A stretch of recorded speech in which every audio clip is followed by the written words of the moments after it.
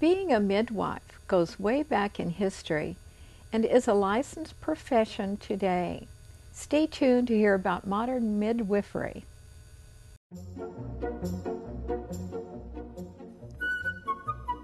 Welcome to The Better Part, a program that encompasses a diverse spectrum of topics important to our community, which we hope will both inform and entertain you. We invite you to sit back and enjoy the program.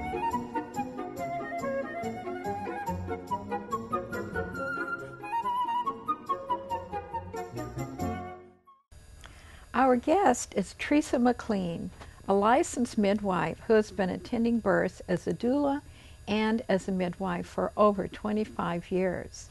She is a representative with California Association of Midwives, Local Region 3, and a member of the Midwives Alliance of Northern California, of Northern America. She is associated with several other organizations within her profession. Hello, Teresa. Hello. I'd like to ask you first to explain the difference between a licensed midwife, a nurse midwife, and a doula. Great. Doulas are professional women who provide emotional, physical, and educational support to families during their labor and birth. And they're primarily there in a non-medical role. Midwives, both licensed midwives and certified nurse midwives, provide medical care and are responsible for the life and welfare of the mother and baby, and we actually deliver the babies. Licensed midwives enter midwifery directly, attending school and training as a midwife. Nurse midwives go to nursing school first and then continue on. And in California, most nurse midwives work in the hospital and most licensed midwives work at home births. And where did you get your training? I trained with a local midwife, so I did my clinical training with a local midwife in Menlo Park, and then also attended a 3-year academic program through the Midwives College of Utah, one of the oldest midwifery schools around. It's been around for more than 30 years. And then also did an internship in Bali. So I went overseas to Yayasan Bumi Sehat, which was actually run by the CNN Hero of the Year, Robin Lim, who's also a licensed midwife. So I trained there as well. Oh, so you're well qualified then. Yeah. Why did you decide to become a doula and then a midwife? I became a doula first because it was an easy entry into the profession to begin to work with new moms and families.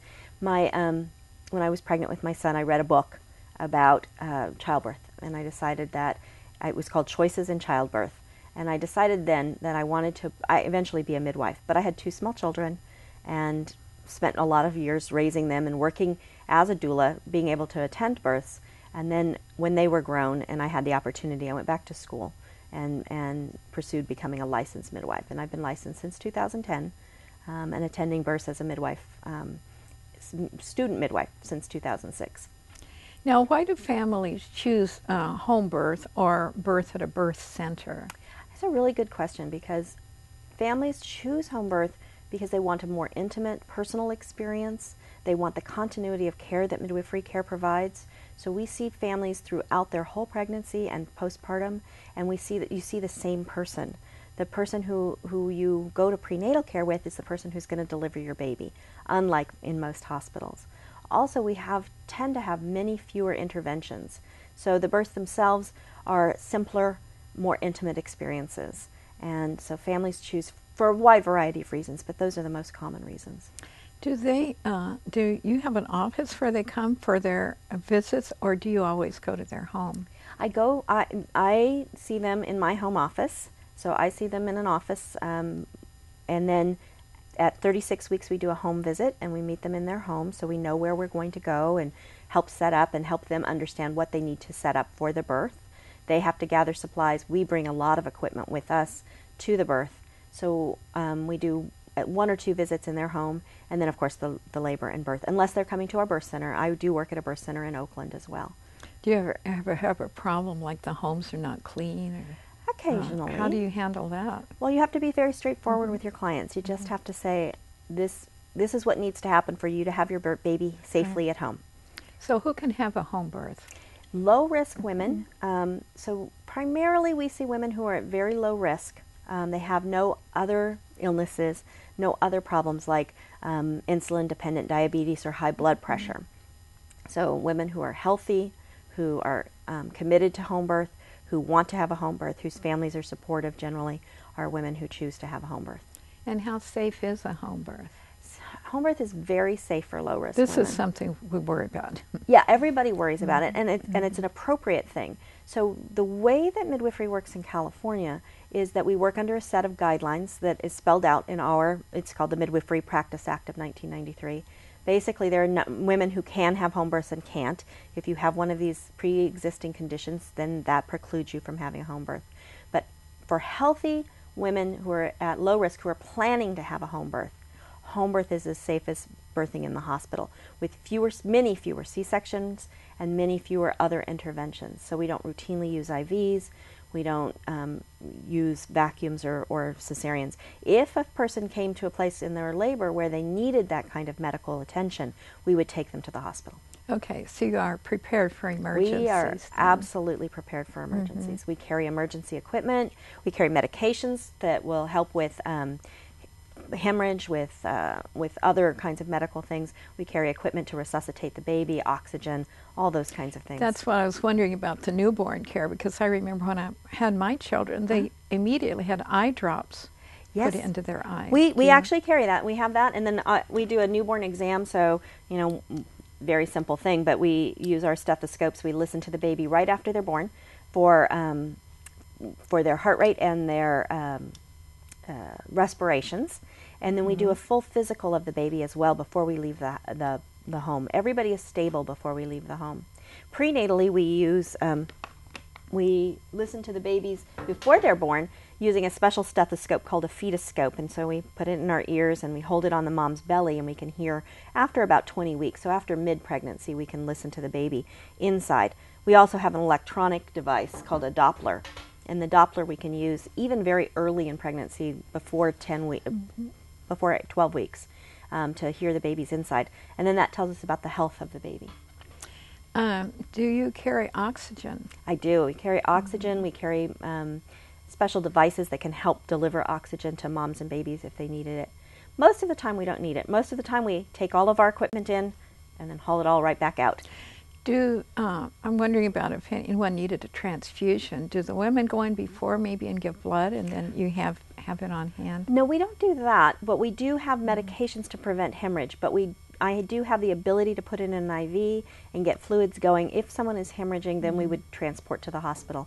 But again, most women just do very fine, and we don't have to use most of the equipment or medications that we bring. What about pain relief during the delivery? So labor is hard, and it's a challenging thing. Any woman who's given birth is going to tell you that they took all their attention. We don't offer pain medications. It's not safe to have pain medications outside of a hospital setting. So if a woman really wants that, we would be happy to help her find that option. But most of the women that we work with really are committed to having a natural birth. And so we use things like water, massage, breath work, helping the mom physically, being supportive of her, and her partner, helping her partner to help her in labor. So you must carry a lot of things around in the trunk of your car, including, you telling me recently, a change of clothing. I do. Probably have to change clothes quite a bit. What do you carry in your trunk? I have all kinds of equipment in my trunk. So sometimes I have my birth tub in my trunk. So some families use water during their labor.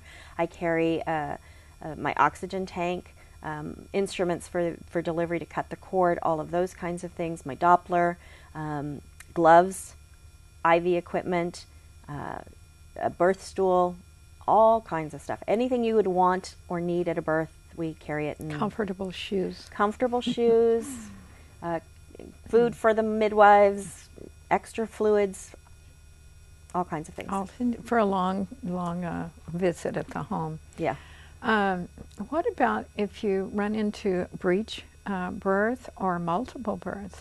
So typically, we know that a baby is breech or there's twins before the baby's born. And in that case, we're required to consult with another physician. But we are not required to transfer care. So if a mother chose to give birth at home, there are some midwives who have special and additional training that can provide care to families who are having twins or breeches. by and large in our area, most midwives don't provide those services, but we can legally. And certainly there are a few midwives who have that extra training. All midwives are trained in case of a surprise breach, because occasionally you don't know. And so we are all trained. I've taken several classes in surprise breach. I've not had to use those skills yet, but I do have them. So we all are trained for that, but we try not to use them. I guess if a terrible emergency came, like you suddenly decided that someone needed to have a, I can't even think Cesarean? Cesarean, yeah. Then you would call an ambulance to take them in, or yeah, if that became necessary. Most of the time, because midwifery care is mostly about preventing and anticipating problems. Most of the time we notice that there's something different in this labor, something different in this birth that needs attention. Sometimes that attention is just us paying more attention to the mom and helping her find a new position, helping her with pain, helping her with hydration, and then it resolves on its own and the baby is born at home. But occasionally, very seldom, but occasionally women will need to go to the hospital for something more serious like a cesarean. And in that case, our cesarean rate average in this area is somewhere between 5 and 10 to 12% for midwives. In the hospitals in our area, it's closer to 30 to 32%. So for low-risk women, we are a good option in that regard. And aside from the delivery, what else do your services include then? We provide full prenatal care. So we see families early in their pregnancy, all the way through delivery, generally once a month at the beginning of the pregnancy, then towards the middle of the pregnancy, twice a month, and at the end, once a week. And there we check the mom's growth, her weight, the position of the baby, we listen to the heart rate, we do all of those things that you would have in a normal doctor's office. But we also spend about an hour with the woman talking about how is her life going, how's her older child doing, what's her child care going to be like, how are you going to bring this new baby into your home and make that transition. So we really try to be holistic. We spend a lot of time on nutrition as well. So then we also do the labor and birth. There's always 2 trained people there that can deal with hemorrhage and resuscitation if necessary. Assistants? So there's either assistants or another licensed midwife there, and we provide care through the whole of the labor and birth, and then we stay several hours after to make sure that everyone is completely stable before we leave. And then we do a 24-hour visit at home, a home house call, 24-hour, usually 48 to 72-hour house call, 4 to 5 day house call, a 1-week house call, 2-week office visit, and 4-week and 6-week. So it's a full course of care. It's really very nice. So you do actually have an office where they would come in for their visits and so forth. And we can also order tests and ultrasounds, all of those kinds of things. I have a lab that I work with and all of those things. So I had wondered about that, whether you had to go through like an obstetrician or something.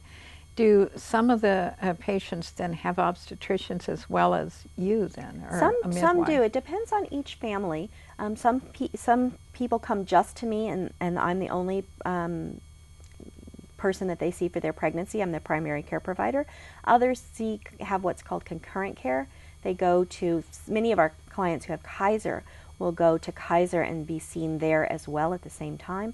And then if anything came up, they easily can move into the hospital if necessary. Most of the time we just call the doctor afterwards and tell them we had the baby and everything was great. Does medical insurance cover a midwife service? It does. As with every kind of health care cost in the United States, insurance is probably the most complicated piece to understand. So while we're covered, they don't always pay. So it's confusing, but we are covered by insurance. What on the average is a fee for a midwifery service then? So in the Bay Area, it's probably between $4,000 and $6,000. That's including all of your prenatal care, labor and birth, and your postpartum care. It doesn't include laboratories or ultrasounds, additional care, those kinds of things. But otherwise, for all the midwifery care, it's between $4,000 and $6,000. Well, I can see how low-income people would find this a good alternative to, if they don't have insurance, paying the large hospital bills. It's a lot so less forth. expensive than a hospital bill, and it's also probably about the same as for someone who has insurance as their copay. It's about the same for many families as their copay if they've birthed in the hospital. Did you recently went to Haiti? I did. And tell us why you went. You know, I have to just tell you this. My great-grandmother was a widow with 7 children, and she supported them by being a midwife. Oh, that's wonderful. And she went out into the little communities that didn't have hospitals and delivered a lot of farm babies. Is that kind of what you were thinking to do something like this? Well, it's interesting. I found out as my grandmother passed, my grandmother told me that my great-grandmother had been a midwife. I had been going to births for many years at that time and didn't know that my great-grandmother had been a midwife, but she also did that. And it was surprising to me. It was wonderful to hear. When we went to Haiti, I went with my daughter and my assistant. So it was a wonderful time for me and my daughter together. We decided to volunteer with an organization called Mama Baby Haiti, and it provides midwifery care in a birth center. So we didn't go out into the villages, but the villagers, and it's just the people who lived in the town, would come to us. We did prenatal care 4 days a week, and we attended births while we were there, and we attended postpartum women as well. So I did all kinds of things while I was there. I helped a lot with prenatal care. We had one woman who came in with a very bad breast infection, and we treated that for 10 days. And really, I think that was the piece that was most helpful. You can become very, very ill from that, and we were able to treat her. She saw me. She also saw a doctor while we were there, and she is well and healthy, and so is her baby now. Haiti has a very high, it's the highest infant and maternal mortality in the Western Hemisphere. Did you have to teach them a lot about sanitation and that sort of thing? Or? No, the Haitian people are very, very, very clean and very well put together. They came in their Sunday best to the birth center whenever they came, but unfortunately their living situation is dire for many people. Not everyone, but for many people. So they don't have great sanitation, not because they don't want it, but because it's just such a poor nation. Well, you brought some pictures with us. Would you tell us about those? Yeah, so one of the first pictures is a man walking through Cap Haitian near a building, and this is what many of the buildings look like. They're made from cinder block, and they're crumbling, not because of earthquake. Where I was, there was no earthquake damage, but just because of the building materials and the building, I guess, standards there. So I would say that they were building a lot of new buildings, there were a lot of crumbling buildings, and then there were a lot of small, very small buildings that we wouldn't consider like a house here, but that's where people live. So that's one of the first ones. And there's a picture of the clinic that I went to, which is called Mama Baby Haiti, and this is our outside wall. We were in an enclosed enclosure, and we had a big house, and there were at one time 20 volunteers there, a huge staff, and we saw lots and lots of women every week. And then Sarah, this is a picture of Sarah with 2 of the children from the neighborhood. Sarah was a senior midwife on staff at Mama Baby Haiti, and she was just very happy to see these children. Why would somebody decide to have a home birth? You think, well, maybe hippie people, you know. You do think but that. It's all kind of. And my daughter-in-law in London had in England, they have midwives in part of the hospital system. She chose to have one come to her little apartment there, and so there's all kinds of people who decide to do this. People think that it's a very hippie thing, or you must like granola or eat only brown rice. But we have families from all walks of life. We have, in fact, a lot of the midwives in this community started out as engineers. So we have midwives from a wide backgrounds, and we also have families. We have everything from IT people, from Google and Cisco and every other company you can think of, Facebook and everywhere else that have their babies at home. And we have young women, we have older women, we have from every ethnic background you can think of as well. It's really a wonderful opportunity to see everyone in their homes and get to know many different kinds of families. I work with very young people who are just starting out, having their first babies, and really deciding that they want to to take ownership of this and really have what they want for their births. And then other families who maybe birthed in the hospital before and decided that they would like something different this time. So where would someone find a midwife? Are there directories for those? Yes, you can go to californiamidwives.org, which is the California Association of Midwives, and every state, every region of the state is represented, and you can find a midwife for your particular region. And locally, Bay Area Birth Information, which is a website called Baby, lists practitioners of all kinds of birth professionals, but especially midwives. Tell us about the schooling that you had. You said you went to Utah, but and it's 3 years, and it's correspondence. So how does that work? So my school in particular is you get a class. It's very set up very much like a regular college. So you get a class with a syllabus. You have to read a textbook. I had to take science classes, math classes, anatomy classes, chemistry, biology, all kinds of things, and then specific things for complications. I had to take classes on labor and birth, prenatal care, diagnostic testing. So it's a full course of study, and then send their work to their instructors across the nation. It depends on where they are, where their school is set up. And then the education is given back, the work is given back. At the end of the time, we do 3 years of academic work. We do a whole course of clinical study, and it's spelled out by an organization called the North American Registry of Midwives. And we do their course of clinical work. Then we sit in a big exam called the North American Registry of Midwives exam. I took mine in Sacramento. I went up to Sacramento for overnight and then took the test one day. And then when we get that back, we send all of that paperwork and our graduation to the state of California, and then we become licensed through the state. So I also earned something called a Certified Professional Midwife, and that's a national designation that the North American Registry of Midwives gives me. So I'm a LM-CPM. Well, now, and then you got on to job training, too. You had to intern. I was an intern, and now I'm a preceptor, so I actually train other midwives. So I have a student midwife who works with me, and she learns clinical tasks. So things like how to take blood pressures, how to draw blood, all the way through how to deliver the baby, how to deliver the placenta, how to inspect a placenta to make sure it's held well and whole, all of those kinds of things. And then how to take care of the baby postpartum. So we're the baby's first care provider, and we are the care provider for 6 weeks, and then we turn care over to the pediatrician. Is there anything that especially made you want to do midwifery? I love working with women, and I love watching women in birth.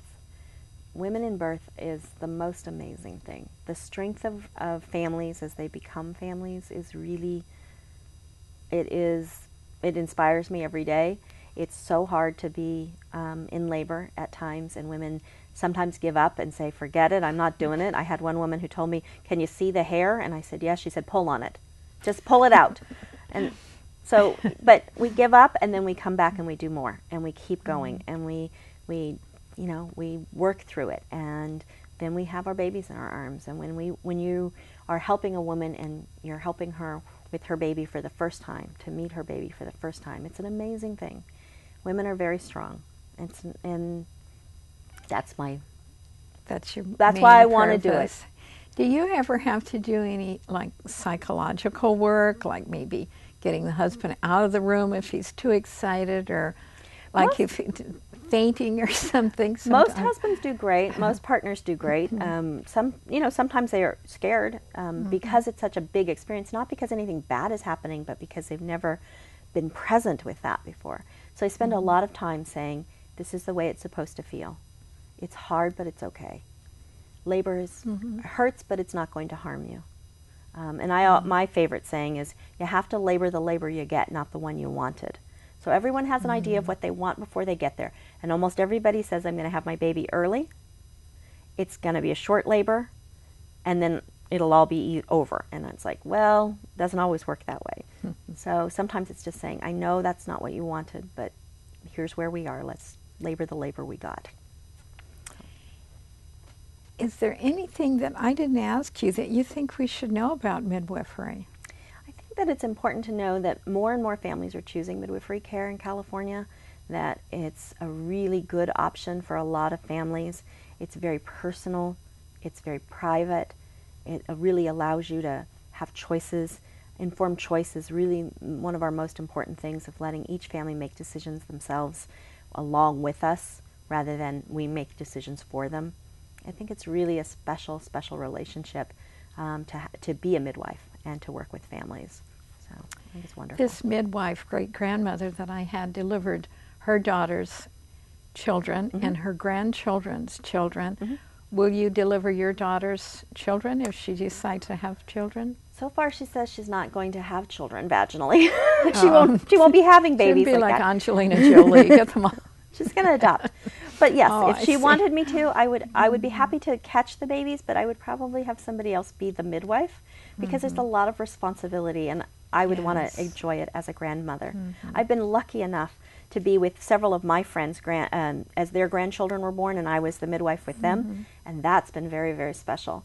But they said they were really happy to be on the other side, just helping the mom and not trying to catch any babies. Are there any humorous things that have happened during your deliveries or any time in this business that you can share with us? There's lots of really great things. So, the times when you see the dads and they look at their children for the first time and they start crying, and they're the big macho guys, and they're kind of not what you would expect, and then they're bawling. That's always fun to watch, and you always tear up with that too, because it's hard to not cry with that. But I had one woman who was having a challenging labor. She was having a hard labor, and she said to me and another midwife there, she said, "I'm going to run away. I'm going to run away. I'm going to run away." And we said, "Okay." And the other midwife said, "But the pain's coming with you."